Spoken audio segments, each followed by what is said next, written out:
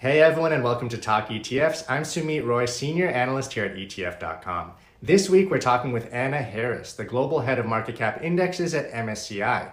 The topic of today's conversation is emerging markets. We're going to cover it all, so stay tuned for that. Anna, welcome to the show. Thank you. It's a pleasure to be here today.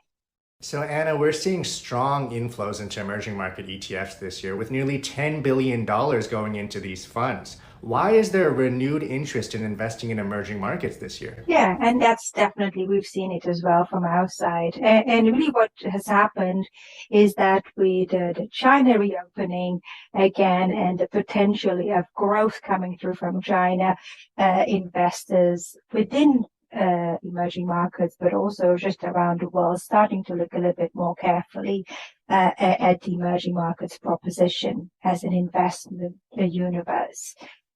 Because until now, what we've had is just an underperformance of emerging markets relative to developed. And that has led to potentially quite a lot of investors being slightly underweight the asset class relative to their more strategic kind of target weights. The underperformance has also kind of thrown out a bit of a valuation opportunity. Again, a lot of the markets in emerging markets are at a discount relative to developed markets, and also at a discount relative to where they were pre-COVID. So again, investors for fundamental reasons, also for more macro reasons as well, kind of looking at emerging markets in a bit more detail at the moment.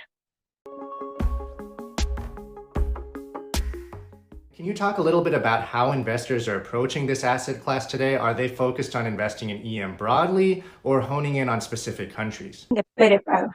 Right. And again, it always depends a bit, sometimes the amount that investors have at their disposal and also the constraint that they may have from their side.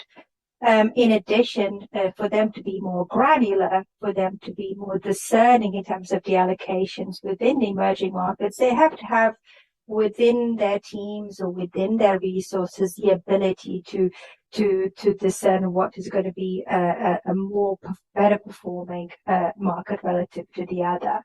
But compared to prior years, we are starting to see more interest in specific countries, or maybe even just looking at specific regions within emerging markets, because what we've observed is that it's actually not a very homogeneous group. It's true that they have some similarities there. There are reasons why we group them together, but what we've seen as well is that from a sector exposure perspective, from a demographic exposure perspective, there are some stark differences between different regions within emerging markets. One country that everyone talks about when it comes to emerging markets is, of course, China. Over the past few years, many investors have turned bearish on the country due to zero COVID policies, geopolitics, and the country's real estate downturn. What's the current appetite among investors when it comes to investing in China? From the beginning of the year, that reopening, right, again, finally coming to an end of all those zero tolerance policies, has led for investors to look at China again, and that's what we've seen in terms of the flows, in terms of ETFs. At the same time, a lot of reasons why investors in general were concerned about China, like geopolitical reasons, relationships within Asia, but then also outside of Asia and with other countries globally, they're still at play.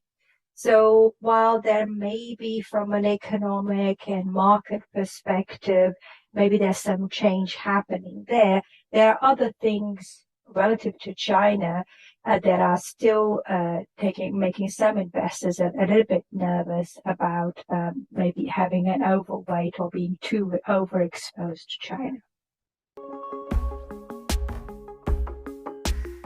It sounds like there's definitely still some risks out there when it comes to investing in China. Now, Anna, I'd love it if you could zoom in on some of the other EM regions. How do they compare when you look at them today? The various regions, if you look at emerging markets in Europe, emerging markets for Asia, and emerging markets for Latin America, they're very different. Demographic wise, they are different. But I think especially when you start looking at the sector composition of these indexes, for example, when you look at EM Asia, you see greater weight in information technology. That is coming a lot from Taiwan and the semiconductors industry. If you go and look at Latin America, for example, what you do see there is maybe greater weights in the material, so that commodities and exposure to commodities is probably more prevalent for the countries in that region. From a Europe perspective, EMEA perspective, again, you will have there some of the oil producers and some of the materials exposures there as well, but there's also a significant exposure to financials. So the various regions have a different sector composition. And again, so the drivers for returns and the drivers of risk may be quite different depending on what part of the world you're looking at. What type of risks should investors be aware of when it comes to investing in those regions that you just talked about, or when it comes to investing in emerging markets in general? There's always been currency risk, right? So how sometimes these markets behave relative to the dollar, how their currencies behave relative to the dollar. And sometimes some of the sharp movements that we've seen, especially in certain countries in Latin America, may sometimes erase gains for investors as you kind of convert them to other currencies. So the currency angle is always something that is present with regards to investing in emerging markets.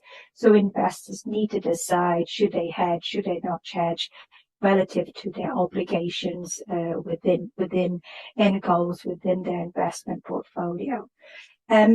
We mentioned geopolitical risks. Again, those remain true for quite a few countries.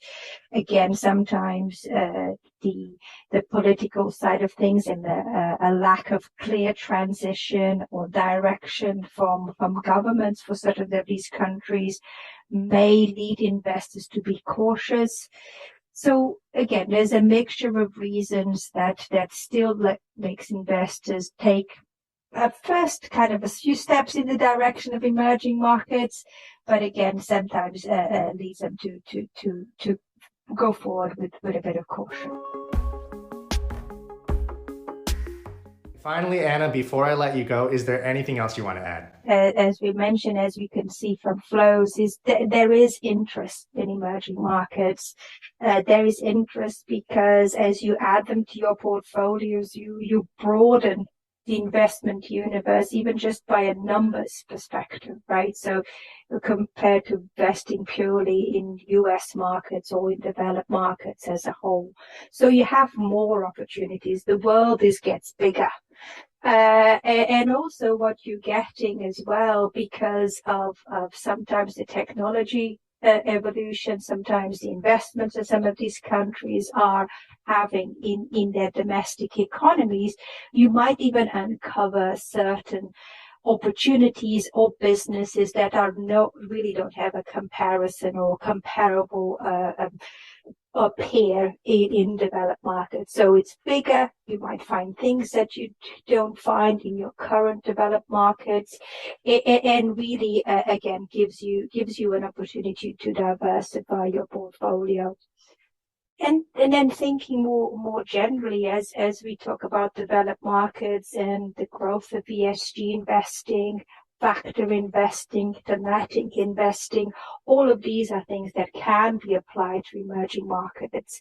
And again, as you get that bigger world to play with and to invest in, again, there's more opportunities for you to choose how you want to invest in emerging markets. Well, fantastic. We're going to have to leave it there. But Anna, it's been an absolute pleasure having you on the show. Thanks so much for your time.